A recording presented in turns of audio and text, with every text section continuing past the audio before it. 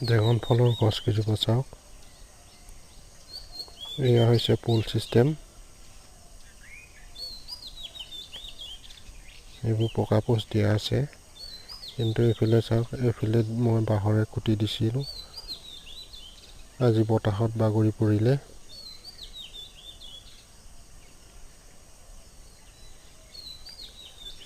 আপোনালোকে লগালে সদায় পকা পোষ্ট দি লগাব, তেতিয়াহে চিৰস্থায়ী হয়। চাওক, এইবিলাক ছিঙি গৈছে, গুৰি পৰ্যন্ত ছিঙি গৈছে। এইখিনি বাৰু মই উঠাম, কিন্তু দেৰি লাগিব ইয়াৰ গ্ৰোথ হ'বলৈ। আৰু যিহেতু অহা মাহৰ পৰা ফুড ছিজন আহি আছিলে, বেয়া লাগিছে।